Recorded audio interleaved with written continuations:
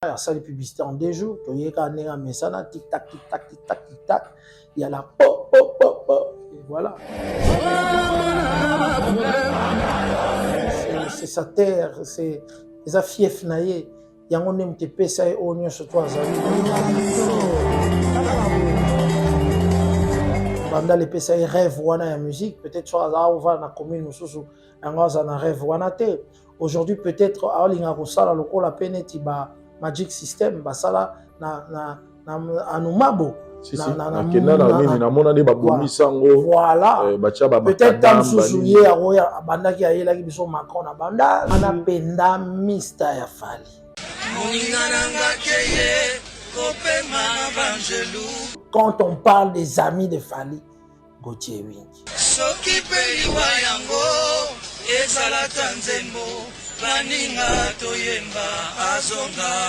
Mon pote Wanapena.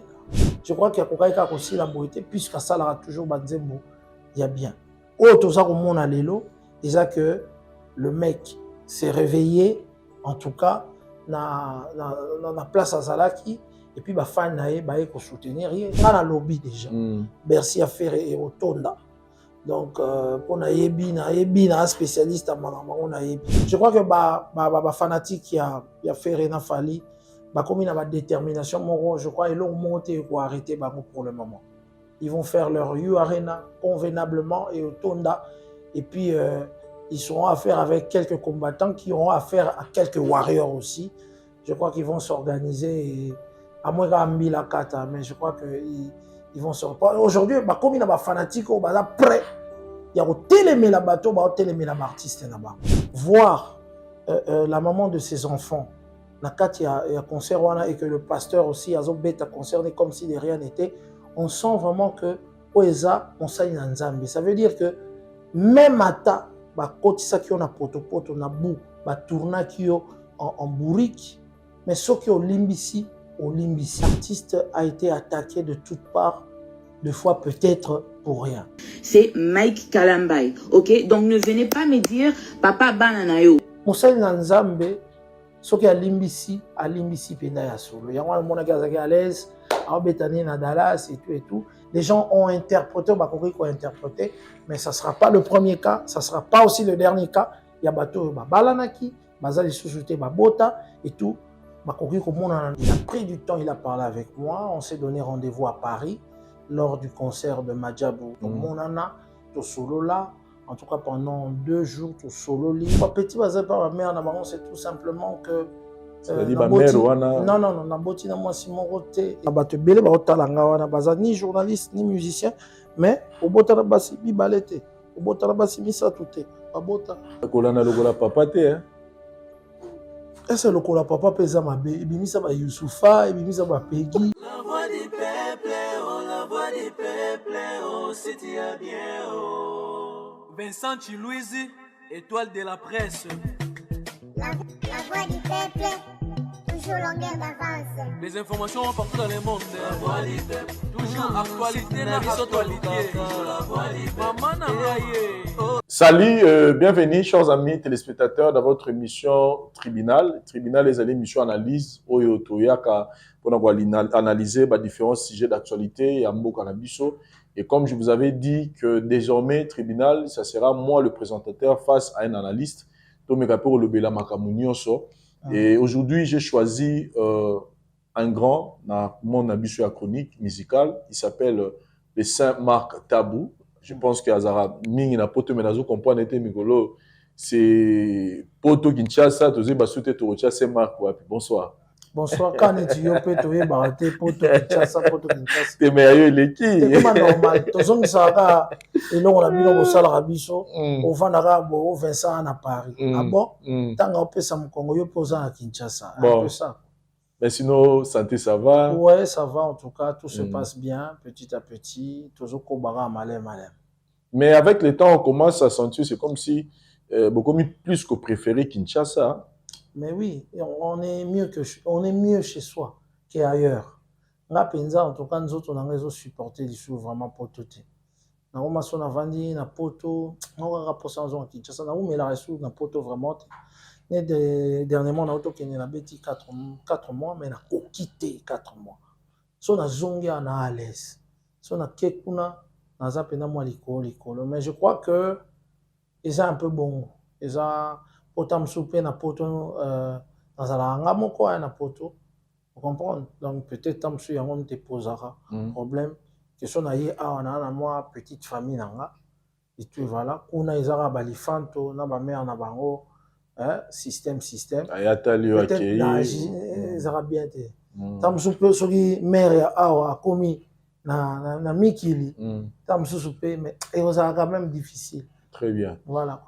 Parlons de Nimbisanga, na mega peu autant de bêtises sur la ba mère ba petit et je me sens obligé à poser question yo teki ko ningisa moi toi na biso, ezali kamebo mamité, ezali connu de tout le monde. Votre histoire avec l'actrice Aria Chou. Na monaki vidéo moko ya vidéo photo ya yonaye quand elle parlait de son histoire ya maman Barin tout ça ozaki naye après bon je voyais grand frère na petite sœur mais après tu rabodu ezobima ou vous êtes en train de l'attaquer à vous traiter comme vous l'avez comme Bima parce que c'était vraiment votre voix qui parlait on a compris que c'est une histoire il y a ba relation à bolingo et comme dit moi c'est na mobali et déranger ba tout belé c'était quoi en fait? Bon, c'était ce qui s'est passé. Parce qu'à notre connaissance, celui qui a sa femme mariée, moi, balinaye, tout ça, bon. Bon, mais quand je crois que oui, il se bien parce que quand on voit Vincent Chiluizi, tu as vu place Nini, tout le monde a Vincent trop, surtout le monde a Vincent à Dubaï, il sera bougé, tu as vu place Nini Vincent Zalara vraiment na moto à honorara biso makasi et zara maman Olive, tout peut s'y monter place à Zali. Et je crois que l'histoire en haut est bien, et tout, voilà. Mais moi, ce que je retiens, c'est que dans Salaki Audio Moro, il y a bien été. En fait, question d'Angana Tuna, vous acceptez qu'il y a une relation amoureuse entre Yonaye? Non, ils ont vraiment marambon dans le bas. Dans le bas, plus audio, parce que dans audio, dans le bas, il y a bêtise, dans l'audio, et tout, c'est un pardon. Parce que mon y a maman. Bazali bateau babotara biso bateau banini et na vie nanga na koki ko dénigrer moi si na niveau anati. Alors c'était quelque chose que j'avais fait au bakolo ba to en inbox to ezaki en privé et on m'a enregistré à mon insu de babimisa ki yango vous avez aussi la moto audio non audio te mutabengi yo azo solisa azo tukayo. Et la personne, c'est quelqu'un... Non, une personne qui est venue comme ça, et puis voilà, comme il y a tout cas. Oui, banité. Oui, banité. En tout cas, ils ont qui Babylon Moro, sur une abina, mais quand le bangwa, téléspectateurs, surtout ma maman, Peki Sakinga, Saint-Marc, dans aucun plateau, au Bétali Solo, parce qu'au Sengibiso, pardon. Moi, c'est que je reconnais. J'ai dit des bêtises face à la jeune féminine, à ma maman, et puis à la concernée. Et na senga qui pardon, et pardonne, mais maïnga kutu, na kitsabalar mananga, et ça qui est très sincère. Et pour moi, après le pardon, j'ai tourné la page. Oye les kaki, ezalaboué. En tout cas, ils ont enfoui na moté mananga, na otika la obimisango, soki mokete, na respect à bateau balimbisaki. Et quelles sont vos relations aujourd'hui avec elle? Est-ce que vous avez quand même pris le temps, vous voyez, si, pardon, comment qui est Kalimbi Sayo par rapport à nous sur le bas pour nous? Non, mais pardon, on a fait ça.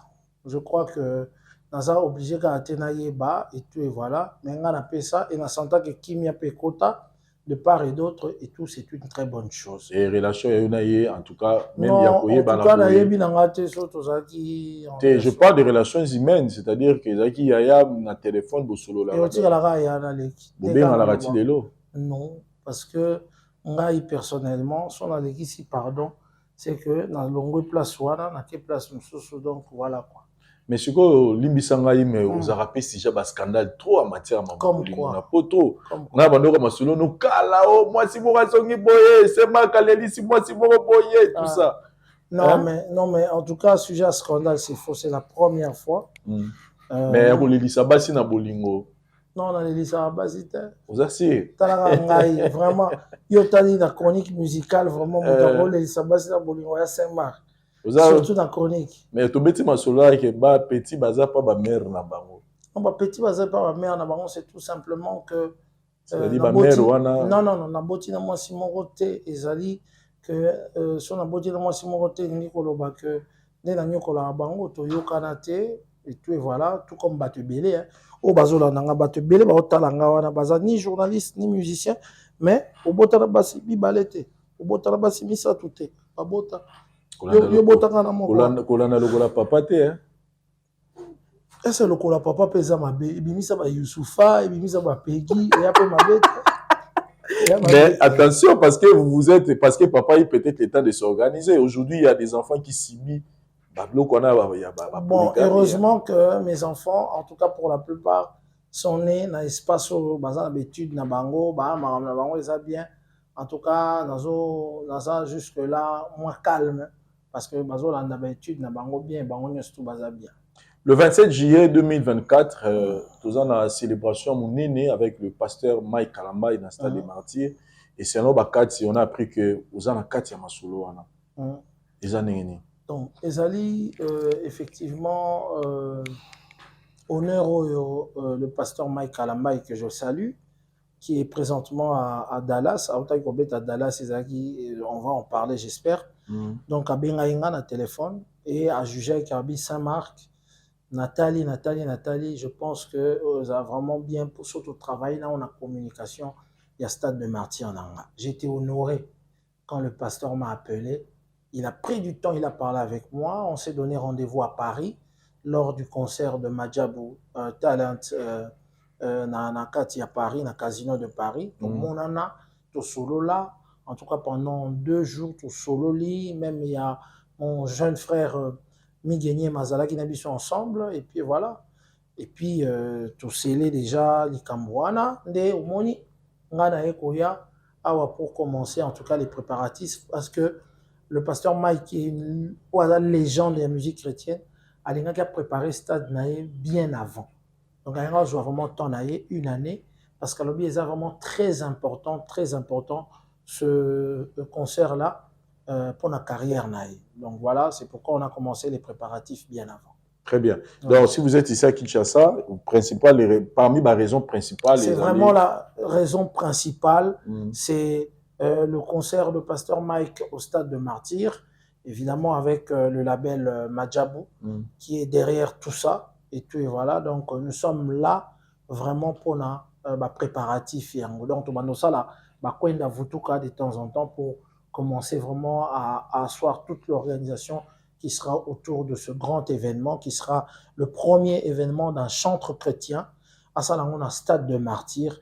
Après, évidemment, merveille, soit ça, la carrière, effectivement, peut déboire où il est la carrière. Donc, ce jour-là, c'est vraiment un jour très, très important.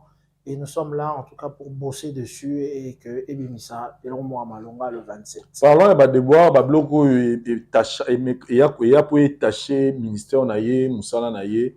C'est l'histoire de son mariage avec son ex-épouse, parce que tu es bien qu'il va sous-souter. Mais dans la Poutouniango, hier, j'étais surpris. Dans la concert Naya Bettina Dallas, je vois Maman Nabuso Peniel en train de chanter avec beaucoup d'amour. Et na podium, frère Mike Azoyemba. Beaucoup d'amour pour Dieu. Oui, pour Dieu. Je parle de la chanson, c'est-à-dire que c'est Galingaranze, Mahomingi, Pazoyemba, Penza, na exactitude d'union. Voilà. Comment, commentaire à nos interpréter qui ont eni, je pense que pour mon équipe, Majoana. Bonga et Kamsingati. Ce n'est pas la première fois que tout le monde est dans la relation, botte ensemble, et puis balanaki. Mais je parle, il y a les kaki. Quel que soit le problème, les kaki. On a vu notre sœur Peniel à 5 années, pardon, à Maramio, les kaki. Tu vois un peu, cela montre vraiment à suffisance que l'artiste a été attaqué de toutes parts, deux fois peut-être pour rien. Et tu voilà, cela montre aujourd'hui que Azagin a raison, la maman Bélé. Et tu voilà. Et puis, voir la maman de ses enfants, Nakati a concert, et que le pasteur aussi a concerné comme si de rien n'était, on sent vraiment que Oeza, on s'aille dans Nzambi. Ça veut dire que même à ta, kotisa qui on a potopoto, on a bou, tourna qui en bourrique, mais ceux qui ont limbisi, au Limbisi. Il faut reconnaître que Azali Mutoyo apesi pasteur Mike Bana Oyo Bazali na biso na kati ya Kinshasa bazo préparer kozonga ba classe na bango. Moi je crois que ce n'est pas grave, c'est normal et ils ne seront pas le premier Oyo basala yango.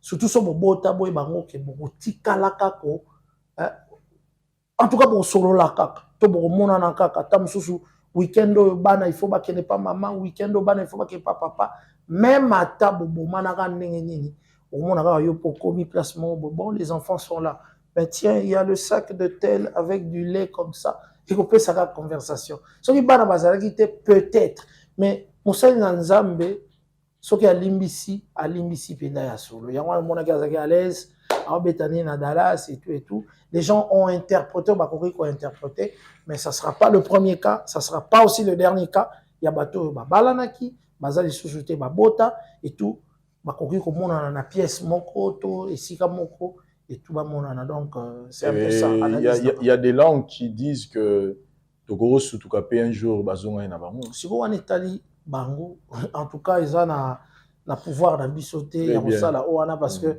Vincent yo posa na masolo na yo. Très bien. Ngape na masolo na ngai. Très bien. Et tout et voilà. Mutu na mutu abi limite na ye. Donc côté wana ba bolunga batu bakota raté comme on dit za côté wana to kota te to ebite. Et parmi ba déboires on parle aussi d'histoire ya Zawadi. Aujourd'hui beaucoup de gens ont compris beaucoup de choses parce que sur les frères Max c'est comme si tout le monde va au sokolaé quoi. C'est-à-dire c'est-à-dire bakisation nyonso elingaki kangaye ezo longwa yango moko. Ah ben Dieu justifie Dieu est en train de lui justifier. Voilà, wana ya nzambe nde mutu aza kolakisa oyo bomanaki na kuku na pole. Zawadi na mona ngoma mutu ba danse na TikTok, ba danse pozo e basute alinga ini en fait. Bon, nga via ndeko na biso wana na yebi yango te. Mais moi je crois ça prouve à suffisance que même le pasteur le prophète Denis Lessi que je salue, qui aussi yemogwayaki kolobake non makambo belé bandaki kosala bandaki kotinda ye et tout. Donc il y avait des kotinda tabi abayaki ko défendre. Voilà. Amona ye moi naza attaquer amoyi ko défendre abayite batindi. Voilà. Donc un peu comme ça mais ayeko tala que quelque part na mopanzi wana ezalaki nango peut-être ndenge peut-être babandaki kolobate je crois qu'alobaki on a sens tout ça ezali ko la Kisana Mokili que le combat, tu te rappelles quand le pasteur Mike c'était une fois déchaîné au salle directement au entourage et tout bazaki contre on a direct qu'on a côté katanaka et tout ça on a senti la douleur de l'homme de Dieu o azalaki nango ya ko yoka makambo bazolo balango ya lokuta pona ye ezali ko salir ye ba kotsaki na bou en tout cas aza un homme très fort ce qui lelo aujourd'hui Nzambe a réhabilité. Et ça mérite que le 27 juillet, Bissonio, surtout qui nous célébrait Nzambe, la stade des martyrs avec ses différentes chansons. Voilà, c'est différentes. Il y en a plein. Tobina ba mal à l'aise, Tobina et belé à Banzembo. Et aujourd'hui, Azana tube mon réserve au Simba Makaz. C'est Benoît, le caméraman a Dari, là, il s'est mis au bin dans Matina Babar. Dans Babar, on a fait somme. Et puis, Ezara Yangotem Terobima, ma featuring Moreza Roya, il aurait Beleza Roya en année 2024. En tout cas, peut-être avant décembre, on a l'année 2024, pour vraiment soutenir Stade de Martyr. Voilà, parce que oui, que Stade de Martyr, pour Betango, il faut remplir ma condition, surtout, cause en actualité, cause en abatube, cause en moi, belé, et tout, cause en la peine à la légende. Donc, Nzembo, il y a danger, oui, ça la peine à légende, nayo. Oh, il y a Batou, il y a Sikapé Zala, il y a Kalapé Zala, et puis, il y a la peine actualité. Voilà, actualité, ils ont continué, cause là. Tout le monde qui a Zagina Charlotte, à Betty Plein, concert qui toque produit par Madjabou, à Dallas. Même chose, à Zozonga Awa, mercredi, pour continuer. Rafiki, où ils ont marché très très bien. Et puis sur Assisi Rafiki, à Zongisou en octobre, au Canada, pour être à Québec, Montréal, partout et tout. Donc le pasteur va jouer dans le monde, mais sauf à Kinshasa. Kinshasa date à Kamoko. Au monde qui même francophonie, au monde qui bateau, chrétien peut bêta qui. Mais pasteur Mike Azanga qui peut bateau, te bako chaya beta wana, mais focus. Le 27 juillet 2024 à Kinshasa. Partout on le verra, sauf à Kinshasa, si et seulement si c'est un concert strictement privé. Parlons de Madjabou Rafiki. Tant au fond, une parenthèse, il y a une histoire qui vient de se passer qui a essayé un peu de bouleverser le réseau avec l'élimination et de Ronabisson Moissi Albinos. Bandeko et Obaza, na situation moronaye, je parle des ours blancs. De mon Yann Mambo a télémilé en même pour défendre Ndekonaye. Genre que on dirait moi là de Ronabisson Moissi Mbagi Kitoko. Mais aussi, on ira l'ongola qui est par sentiment. Donc, c'est comme si c'est santé qui est lésé. Et mais qui peut vous déranger. Bon, ça va. Ours blanc, Yann Mambo, n'a pas si on botte pour Azali. Non, l'inga que Yann Mambo aille bango que il faut à chaque année tout naïe. Na bande qu'on a biso balbinos que baza différent na bisoté. Baza na ba chance nous surtout au bisoto zali nango. Parce que on y a concours. En tout cas, ceux qui moi à l'écart qui na concours wana, alinga okuta na ba quart de finale, ba demi-finale, na ba finale. Donc moi je crois que ce n'est pas pour là qui na quart ba nga le baga que esa discrimination. Ba jury au bazali ba ambassadeur, le pasteur Mike, maman Rosny, maman Sandra, na maman Déborah, bazali ba artiste au bazali une expérience ba na oreille musicale. Madjabou ezali école de musique, teza Institut national des arts. Madjabou ezali koluka ko découvrir ba talent au baza déjà ba talent tout fait. Et Madjabou eza ko cha professionnalisme naie, expertise naie autour ya ba artiste wana po ba koma ba artiste au vrai sens du terme. Donc c'est ça. Donc na concours wana tant que mutu mo kam ta gagner, mais ils ont besoin du meilleur de meilleur au ya gagner. Il y a eu combien de vidéos? Plus de 5000 vidéos. Et il y a Bano Nyosto Moni Bango, Bayoki Bango Pena na présence. Misuku Bakata Bango Kutuko na 5000 vidéos. Batalika Babi Yete, Batalika. Déjà, au monde à moi, na biso wana ya moi si ya Kitoko, ya Albinos Aya devant ba jury, et ça déjà que a gagné. Parce que sur 5000 batina qui vidéo, ndambuka ane mutu, ba yambi Bango kuna. Je crois que sali audition, il y a au moins 500 jeunes sur 5000 vidéos. Déjà, cette fille-là a été gagnante. Mais on cherche des meilleurs. Oh, bayebi, à cause de la note bien, avant de la chambre bien, avant de la bilo surtout. Et puis, si on a sous chance, pour Rafik, c'est la première édition, et on attend sur la deuxième édition, ce qui a commis bien à cause. Donc, il y a que ceux qui sont salaki li Kambouana, disons, ambassadeur, salaki li Kambouana, mais vous bâtir à moi, on va gagner. Parce que ceux qui vont dire que l'équipe s'y était. Donc, quand on a ça sous concours, on a demi-finale, on a quart de finale, on a, sur l'équipe, il y a un linga ou yaga rouloba. Na demi-finale, sur l'équipe, il y a un rouloba. Alors, tout tika concours, tout pesaï. Tout tika, au tchana bande qu'on a bisoana, même à ta chose handicapé physique, même à ta chose en biso pe batu pe, tu as des fautes. Bato bazolo miki na bato bazolo minene biso bato bazolo minene na yekuna na yembi biente na ke nolela bato bazolo minene nyosu ba ya ote biso pourquoi non, c'est pas dans ce sens là. Il faut to chana mutu ya mwana wana que aza lokola bana nyonso tout. Donc ne ba juger bana nyonso tout, les ambassadeurs batala kite ke aza albinos aza boynon batala ke une belle fille qui est devant nous à 8 chances sur 5000 azala devant bisopo à prester. Et à pesa qui pena makambo ete kokaki na ye kokota vraiment na kati ya concours wana. Mais batubele babia yemba yipe kitoko. Wana na lito inabino rebi ki combien de bat. Comment je vais vous dire une chose. Ba audition wana ezali en différé. Eza en directité. Eza en différé. Montage nenge salema. Tant sou mutu mususu ayemba ki liboso na ye. On comprend. Montage nécessaire. Bazan un nombre moko oyo il faut bakota na concours. Mais nombre est limité. Peut-être que boyoka ba édition, bon mona que bateau un nombre limité wana, ba lekie na royemba. C'est tout simplement ça. Les gens ont likambo gravité. Et heureusement aujourd'hui, ba découvrir quand même na Rafiki. Mais bazan on a ndenga mabete. Moi wana c'est une mona moko ya kitoko oyo. En tout cas, Madjabou a fait ça qui chance à la audition. Mingi bazui chance au yazwa kiamu. Très bien, nous fermons cette parenthèse à Masolo Ango, pour tout côté un peu, d'un côté musique, de tout bien à profane, Nambo en abisso, mais ça la musique. Parlons de l'artiste musicien Fally Ipupa, avec, tu peux fêter 10 ans, il y a Fondation Naye. Comment vous avez, tout le du solo, il y a 10 ans, il y a Fondation Fally. Pour Nayo, s'il faut faire un bilan, pour ça l'analyse, comment vous voyez ça évolue, comment c'est bon ou bien? Mais moi, je crois que c'est très bon, ça fait 10 ans. Et dans 10 ans, on connaît beaucoup des actions que Fally a fait à travers sa fondation. Quand je vois sa fondation, on a mon ami, Pati Sarah Zawana, et tout, on a fiston coloqué, et tout, et tout, et tout. Et Sali Mingi. Et Sali Mingi. Et je crois que c'était bien quand même, on a 10 ans, fêter en gros.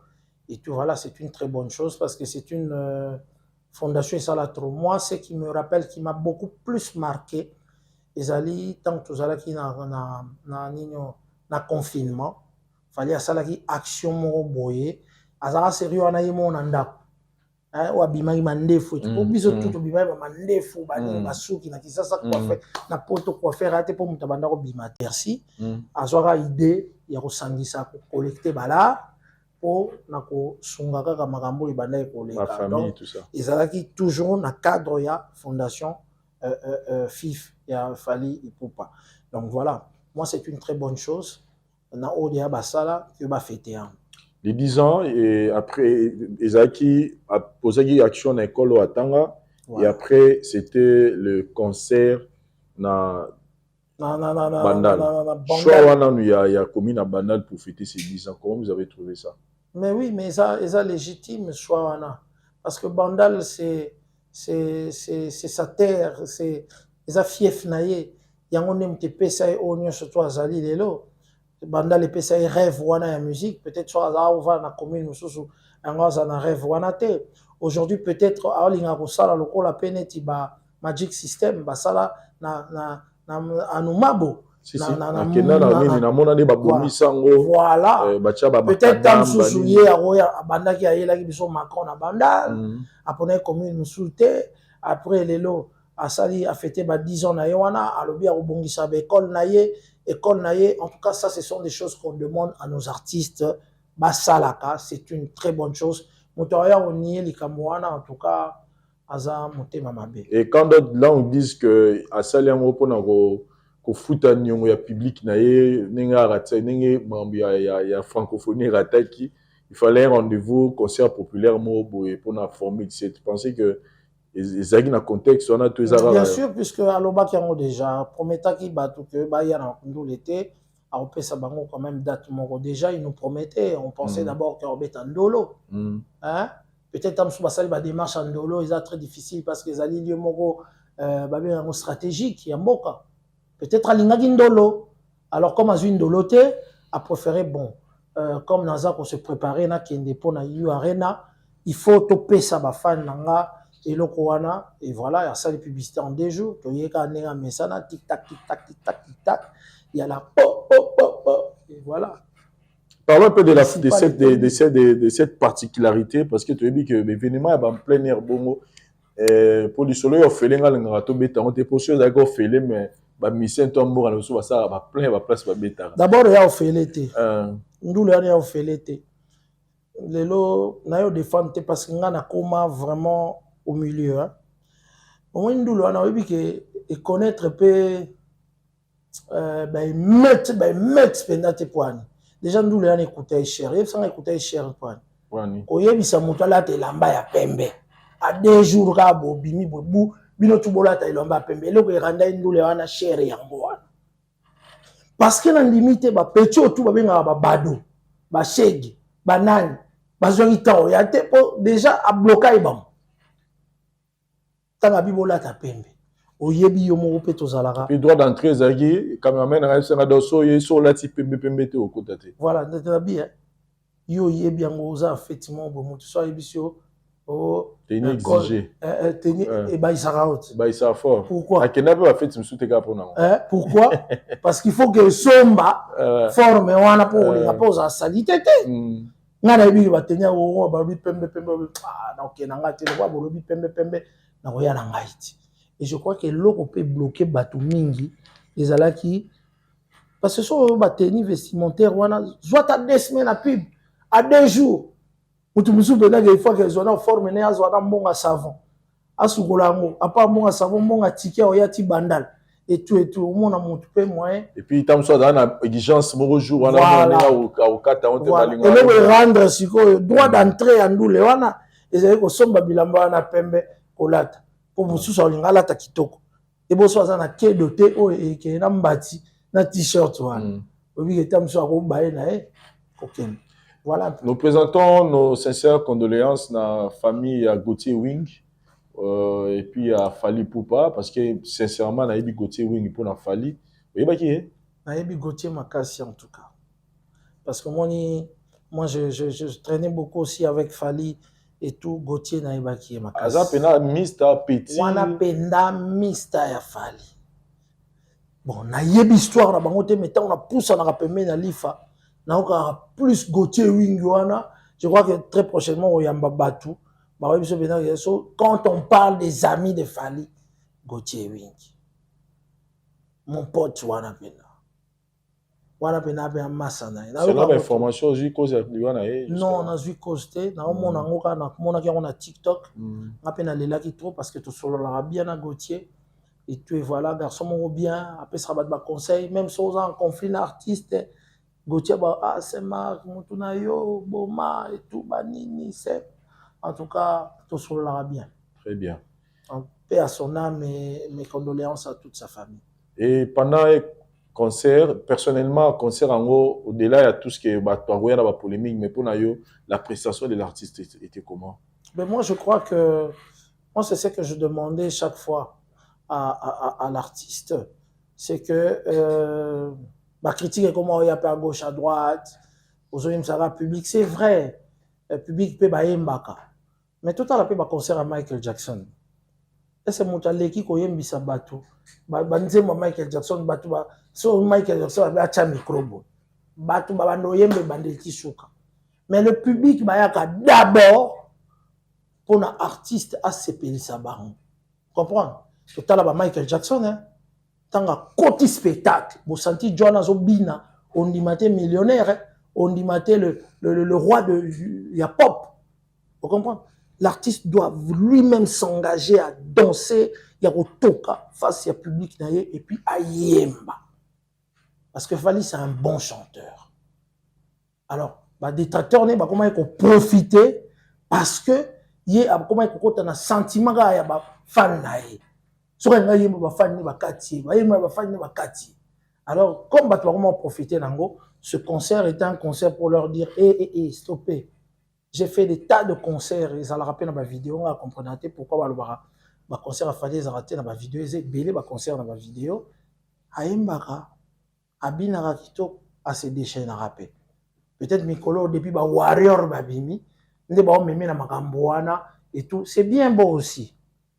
C'est bien beau, ils ont un feeling là-bas, on est bon, mais quand il y a un spectacle, l'artiste doit se donner parce que c'est un talentueux, c'est un chanteur et tout. Si ce n'était pas un bon chanteur, mais le lot, il y aura la formule CT, il y aura du début jusqu'à la fin, il y aura l'obit qui va m'aider, les autres, il y aura une zone de fleurs et tout, il y aura et ça qui succès des bandeli, il y a un homme donc je crois que c'était bien pour lui de se déchaîner, de leur montrer que c'était un artiste tout fait et tout, et voilà. Et il y a des gens qui disent, Wasali, Constant Moko, c'est comme si une grande partie à presse va combattre la carrière à Fali Poupa. Vous êtes de même avis que, et comme Makamba Fali, vous sentez vraiment que, moi, mon esprit moro boyaro, yaro fina, et côté fort. J'ai vu même quelqu'un hier a publié à lobby, je sens, c'est comme si presse pena, aux Olympiques, comment là, ça veut dire que Baza pena contre l'artiste. Comment vous trouvez ça?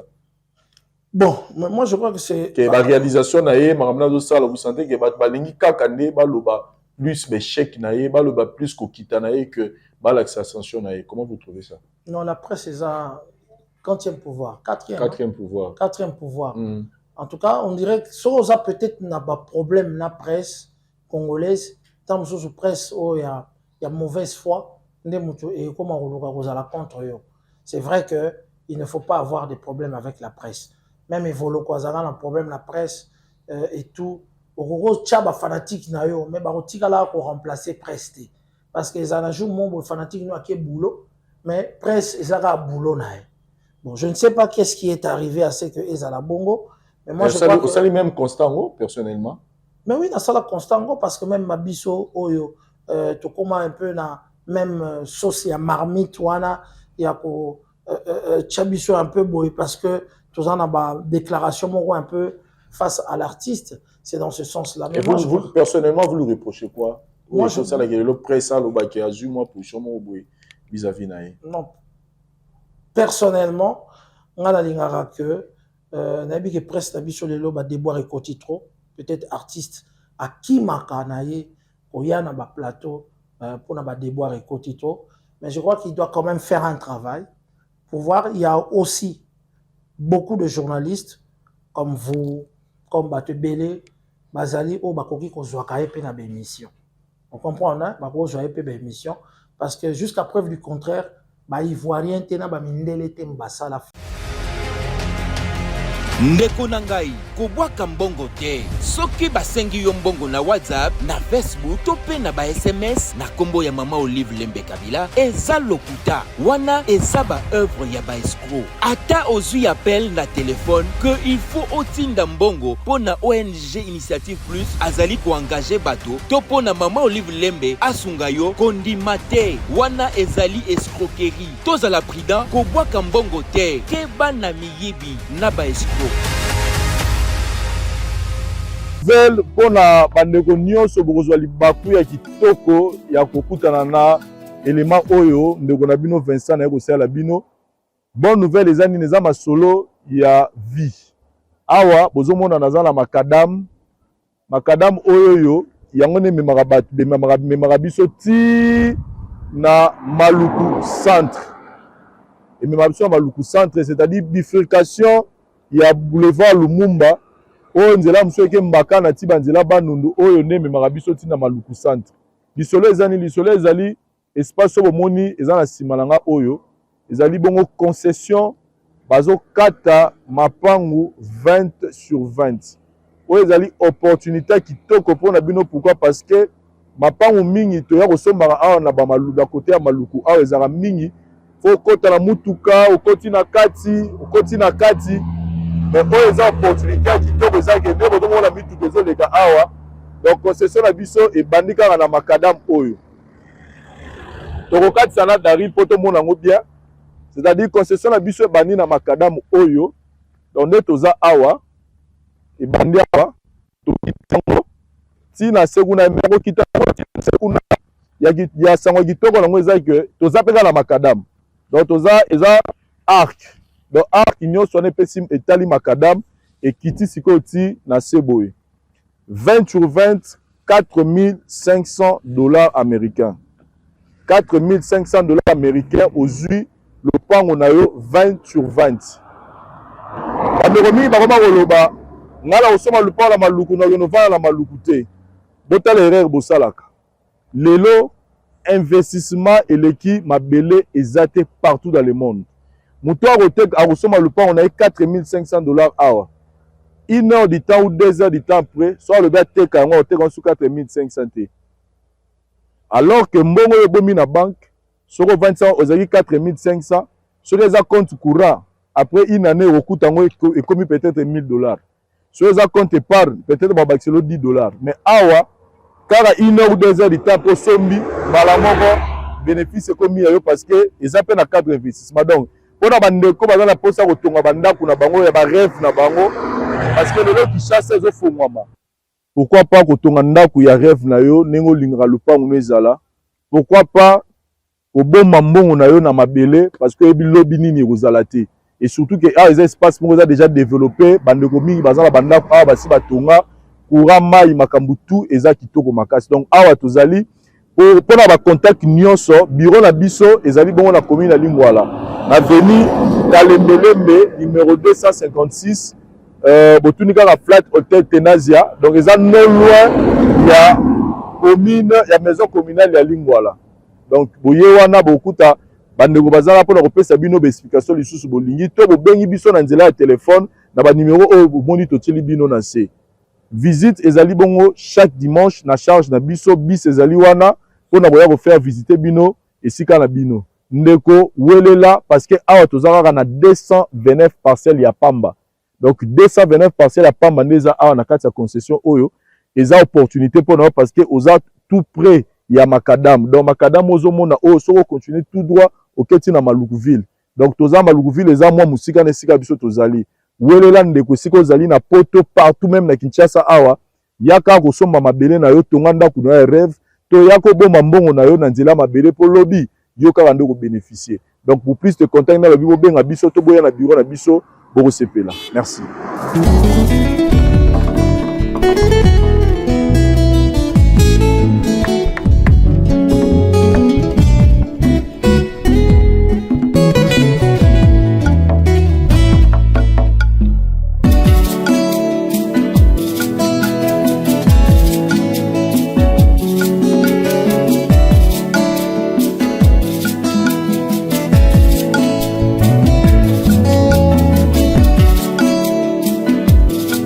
Un élément très important, la ngana bakisela bino ezali ke ba mapangu nyonso eza awa eza déjà ba parcelle cadastrée. C'est-à-dire au sombi lupangu na yo mala moko na kati ya contrat ba do sela yo oza dans numéro na yo ya cadastre o kene déjà kolandela makambo na yo. Donc ezate ko sombi lupangu obani suko lugo ba ndenge nini kolandela non. Donc ba parcelle tout eza tous les 229 parcelles eza na ba numéro nango déjà. Donc venez acheter vos parcelles pour construire vos maisons de rêve ou pour investir, pour que plus tard, Ebotelayo va bénéficier à Malam. Nous sommes ici, la voix du peuple, cadeau de Libino Yango pour l'année 2023. Merci.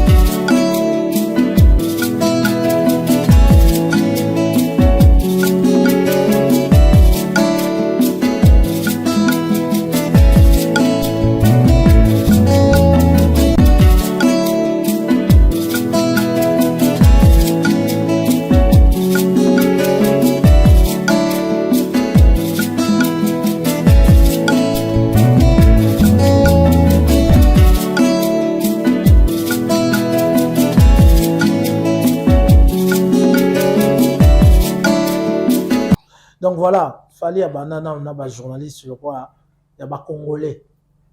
Celui ba journaliste congolais on a ba salara musalate, ba ivoirien, na ba toana mususu, ba lenga pe ko découvrir et tout et voilà. Moi je crois qu'il doit quand même sélectionner comme il aime bien sélectionner, il aime bien des choses où ils allaient claires et nettes et puis voilà et après ça rappelle ba interview de temps en temps. Dans journaliste Moussoussou et tout voilà parce que tu as dit que sur sa émission tout le monde est à place Mibale actuellement mais maintenant on a biso tout le monde est à place au monde il y a Salina Nati à Salina Saint-Marc à Salina Boye à Salina Boye à Salina Boye escalier wana kaka yango wana à Matelaki il faut pas aller un peu quelque part que ils ont un escalier ou et soutenarae ou à Matelaki même à taba biso tout ça te baleki ba esika et tout accorde à bango quand même moi ba interview et bino pe na plateau pour poser ba question te o akimaka ba émission na bino pour na ba polémique parce que yé alingi carrière ne ke liboso alingi susu ils ont asimati. Très bien. Tu vois un peu donc c'est que je peux le donner comme conseil et puis communication na yé na loba toujours que na loba kaka que yé azana ba école moko azan un peu kasa tu vois au mona ki na podium ya municipal na bandal azoloba loba. Hein? Il est face à Bato, il n'est pas comme mon ami Bataring qui est un peu timide. Mais ce qu'on a, la communauté nabiso congolaise, il y a trop des hypocrites au fait. Surtout tali, biko le belé autozali. Surtout tali ba Congo, ba batu alobarate. Otali ba Swahili, ba batu moboe, ba alobarate. Tout ça biko le belé na Congo, ataza akangeli okanda a bombi.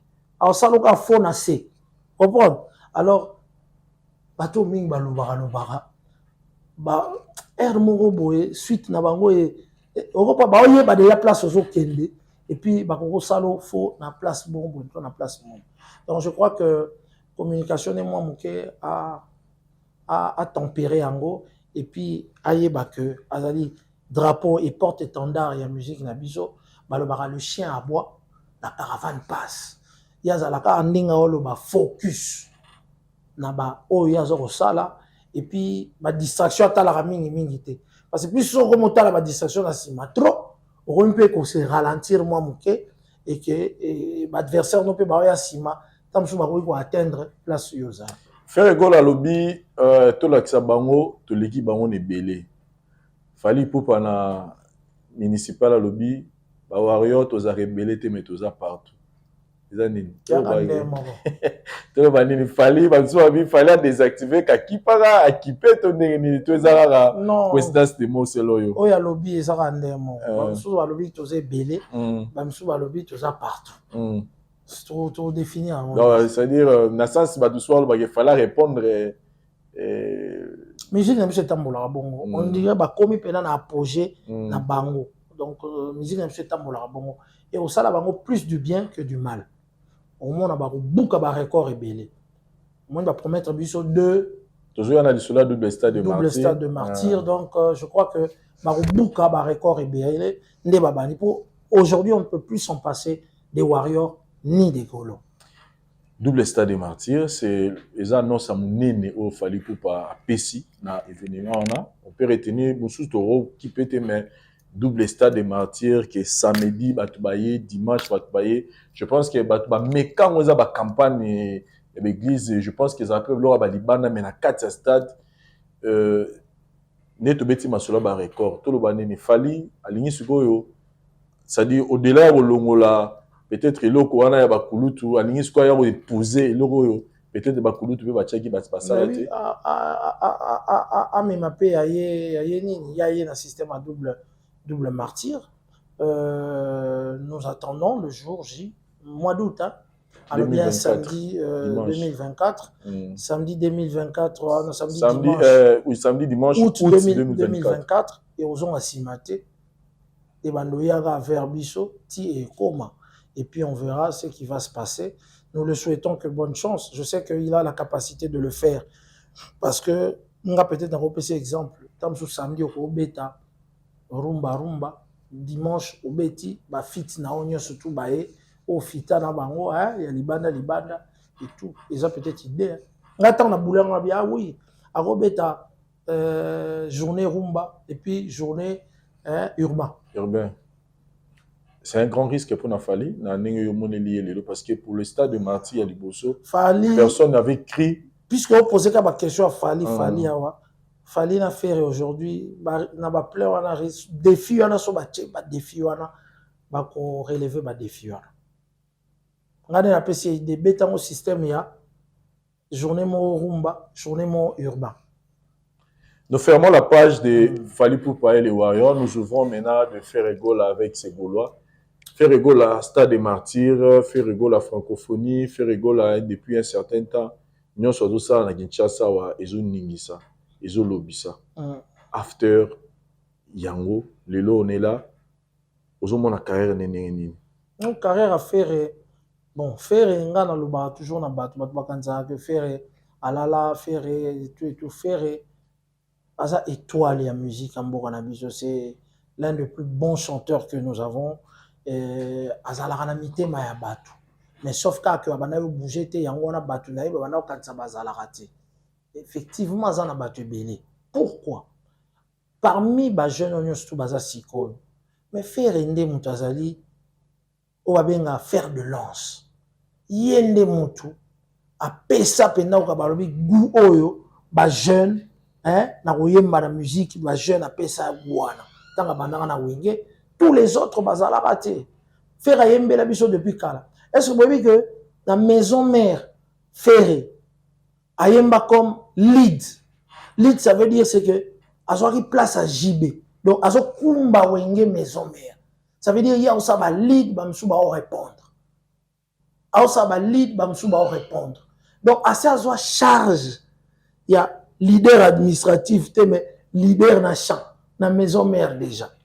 Donc c'est quelqu'un to vanine ba mvula na ba mvula azana mitema bato akota na mitema bato. Je crois qu'il y a quelqu'un qui aussi la beauté, puisque ça a toujours banzembo, il y a bien. Autre ça comme on a l'élo, c'est que le mec s'est réveillé, en tout cas, na place à Zalaki, et puis bah fan nae bah ko soutenir. Je crois qu'en d'expert en expert soit continuer bon. Naoki ba lo ba Bercy, ba te belé ba nier que retourne sa Bercy. Moi je vous dis qu'il va faire le plein de Bercy, et puis boka moi kakane boka moi un stade de martyr. Mais dans l'année fanatique nae moko le calamapé de monsieur Belé Gouv les Gaulois, il nous parle d'une histoire que Barocha Farafara le 25 novembre où il a fallu on peut barubeta. On a pensé que ce sera une bonne idée par rapport il y a Neymar Mozo Kendele. Non mais aux a la pété. Je parle de lui non, parce qu'il a la pété parce que Ferry va jouer en 2024. On parle de février en 2024. Même à Kinshasa, bah tu belé bah c'est là-bas Farafara et bah terrain wana à osala yangote puisque Ferry a déplacé déjà pour Napoto azo Kende. Donc ils ont bah spéculation, on a bah information dans un lango donc Charlie Bayate le 25 novembre. Le 25 novembre puisque hier on est en 2024. Mais au-delà de ça, il nous avait annoncé bah abimisa yi calendrier moko ya ba tourner. Mais la date, on les cartes, on est l'autre. Non, la date, c'est tout belé, côté belé. Mais oh, tout le monde qui a checké avant, il est qui, tout le monde est l'autre. Bah, ajuster en haut. On a sur là qui a un big manager. JP Mindia, bah, ajuster en haut parce que, bah, bazana bosenga, ils ont 4 artistes, bazana, il faut bazoba visa.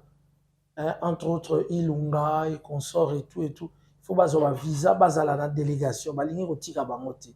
Et en haut, bah, ça, bah, justement, je crois que très prochainement, bon, on a calendrier wana Erobima ba okende et puis ba comme atiba Brésil na Canada.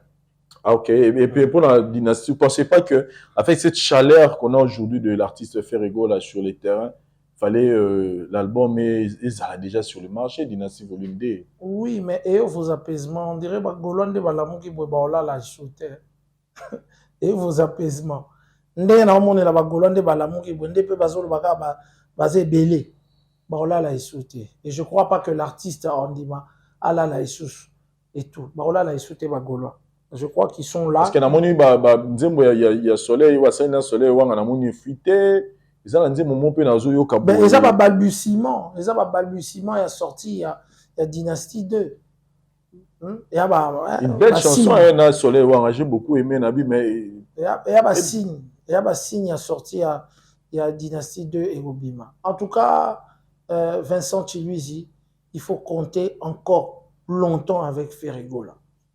Surtout les Marambo et Bandio, Bagolwana, Warrior, tout ça encore 10 ans. Formule, il y a Dynastie Tozela qui il y a Bill, Ferry, Bill, Céléo, JDT, tout ça. Absence à Bill, par exemple, dans la générique, absence il y a JDT, tout ça, pensez-vous que nous aurons le même goût, ancien à maison, mais bazar aux élans? Mais je crois que le public de Fer n'attend pas ça.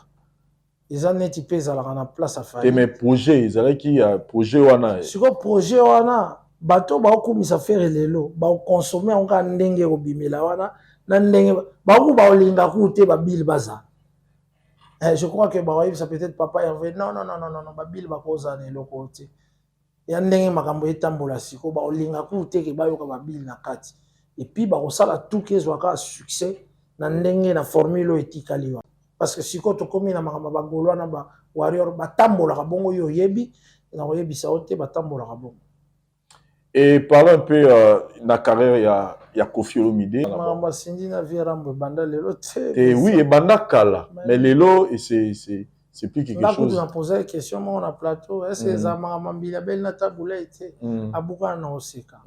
Mais si quoi ça yango tozomona, moi je souhaite bonne chance aux vieux. Moi je suis très content de voir mon grand frère, il est épanoui, il s'est même rajeuni et tout, c'est une très bonne chose.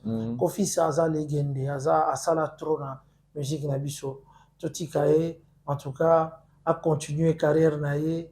Ceux qui ils se sont bien comme ça, Bisobi, gloire à Dieu, Azala bien bon. Soutenons son bonheur. Ouais, soutenons son bonheur et on est encore, on veut le voir encore plus longtemps, à vivre encore plus longtemps, Nabiso. Après mon Lili, il nous annonce déjà Mwinda. Dans un moment déjà c'est bien on irait aux alamans batata et puis nous c'est biso tourner na azo qui nous met à concert moi na Dubaï et puis un millionnaire puis ça je pense Kalami itawa so na boseni datité et fois beta déjà kuna c'est Marc Tabou. Là on est arrivé presque à la fin émission parce que dans la IP to le rota moi ba to zo ba dossier n'examen mais yo à Paris tout le monde a eu rançon à Londres avec tout ce qui s'est passé au moins on est bon on a qui vraiment information en athée parce que nous avons vraiment occupé awa mais on a encore na musique na tala qui peut concert moi moké bon tika inga peut-être am soit qui combattu ba combattant ba lobby qui na niveau na ye ninga place à Betty tout mais ça en tout cas soki ba combattant ba télémelio ninga Betty wana eza réussite mais oui premier concert au bakata lelo ba concert beta tezaki yana ya wera na papa Wemba concert wana ezaki 100 euros la Belgique na Paris plutôt ngam na filma j'étais le seul na filma ndenge ba bloqué concert wana mais il y avait personne ba tchaki moto wana moto akota te waze kwa lela na Zénith ka bongot mais soko moni ya beti tout le ba coup de chapeau parce que ba combattant à Londres ba sakana te so ba telemi ba bio za concert ti ya beti wana bravo ba combattant botika biso ba artiste ba beta biso pe musale ki ndamo liboso to souffrir bokangi biso pe to you arena fallu aux hommes on parce que vous en Paris Belgique vous avez nos hommes en est-ce que aux hommes on est ni pépé nango izoya et vous sentez que les Warriors sont déterminés parce que quand c'est les bis aux hommes on ba combattant pe batika raté et bazara toujours en mouvement mais vous sentez cette fois-ci que change différence moriza na mon pépé to ezara non je sens que nous les bêta bien on a eu l'expérience dans Bercy. Mais Bercy, tout le monde a qui monte et là, kota qui détermination, comme warrior siko et l'équipe a détermination wana. Parce que wana na ba warrior ba botama ki bien te.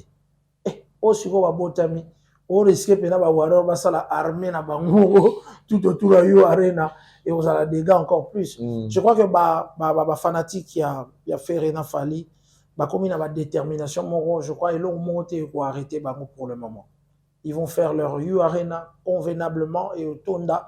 Et puis, ils seront à faire avec quelques combattants qui auront affaire à quelques warriors aussi. Je crois qu'ils vont s'organiser. À moins qu'à la Kata, mais je crois qu'ils vont se reprendre. Aujourd'hui, comme il y a des fanatiques, prêt. Il y a télémé la bateau, il y a télémé la artiste là-bas. Donc, comme il y a un niveau. Voilà. Mais si comme il y a des fanatiques, ils peuvent se constituer comme ba bande ou ba ko contrer bande moko lingi ko contrer ba mais liboso ezala ki te to beta Bercy sans bango ezali ba balbuissement bazali ko bima nde ko bima mais bazo beta yo arena avec les warriors gonflés à bloc je crois que nous les bango que les gens viennent bazala vraiment les jours on a concert ezala to za posa musique ni swezonga tout comme to na posa ya na février on a soki faire Betty à la qui ça n'a pas détracteur n'est pas son gars lobby déjà Bercy a fait et au Tonda donc pour na yebi na spécialiste à Magama on a yebi donc nous voulons effectivement aussi que you arena pe et Tonda pour gonfler à bloc bagolois ba ya ba buka Bercy ba landa pe you arena ba longola. Très bien. Nous sommes arrivés à la fin. Message des Nini Asuka par rapport à passage na yo et puis Mote en tout cas, on peut ça dans David Mangaya, l'homme à la Ferrari.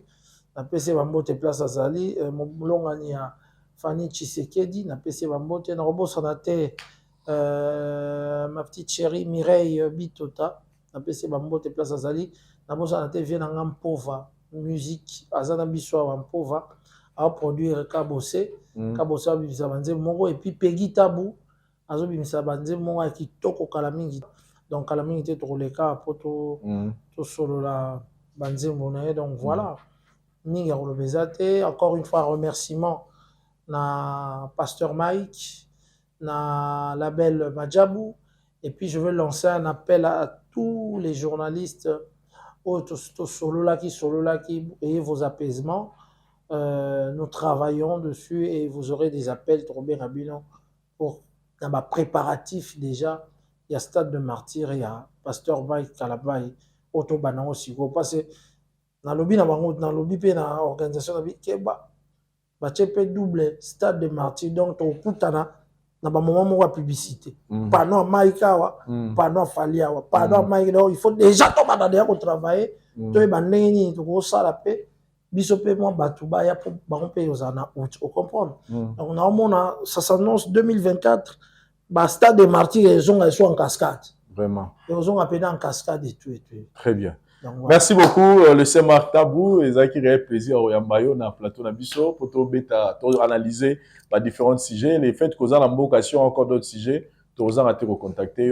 Merci. Merci à Dari Diwantesa, Gilles Vazolandonga, Parouzi Sayo, Chateau Kolo, l'artiste. Merci pour la technique. Et Biso, tout le monde l'année prochainement. Bye.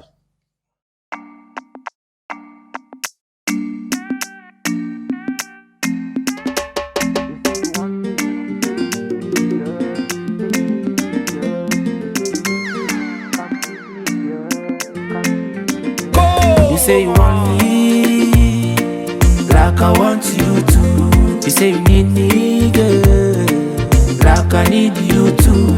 Usana pembeni nanga, let me give you some love. You say you want me, you say you need me, girl. You say you need me, come kiss me, girl.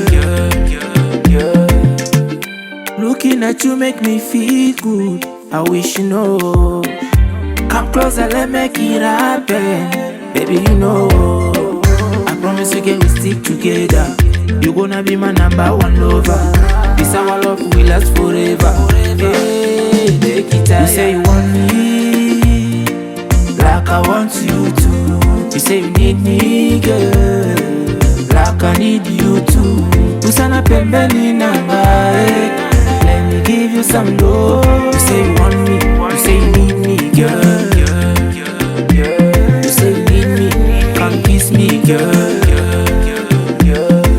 Nakisanga nzela motema na yo, ngana kota na mona paradiso.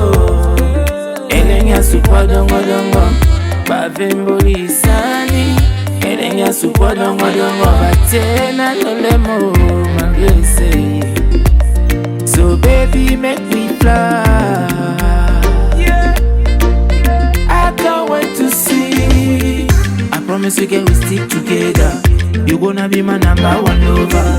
This our love will last forever. Hey, take it out. You say you want me like I want you to. You say you need me, girl, like I need you too. You say you want me like I want you to. You say you need me, girl, like I need you too.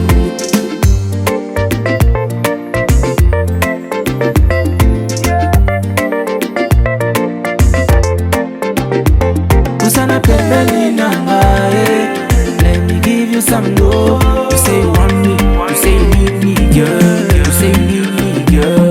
You say you need me, come kiss me, girl. Come kiss me, girl.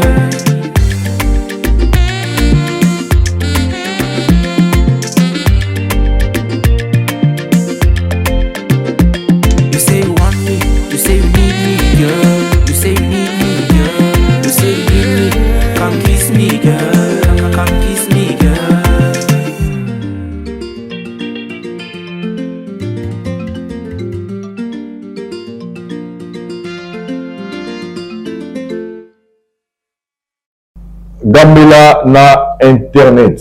Déjà le nom est distribution sur Gambela na internet, c'est-à-dire les ali bongo boutique oyo bandeko ndeko na biso aza awa na Kinshasa à rendre disponible pour na bino bandeko boza na poto mingi to ebine ezalaka boza na posa ya kosala provision pour na ndeko na yo, pour na famille na yo, pour na ndeko moko talaki na télévision monika to passer un mois difficile mo apporter assistance pour na orphelinat moko. On a homme de vie moko, on a besoin de tirer la bango biloko rolia Gambela na internet et pour nango. Donc bobenga bango, bobenga na plus de 143 99 75 56 493. Je répète, plus de 143 99 75 56 493. Place sur ça a besoin de biloko koma au bengi bango dans les bons, c'est-à-dire assurer le nom biloko au sombi et puis assurer le biloko de ma place oyo kosomba mati ekende. Donc nosala donne orphelinat, nosala donne homme de veillard ya biloko kolia, baloso, basemoule, bahuile, tout ce que vous voulez, bamiliki, en tout cas bengi bango kaka na numéro na pesi.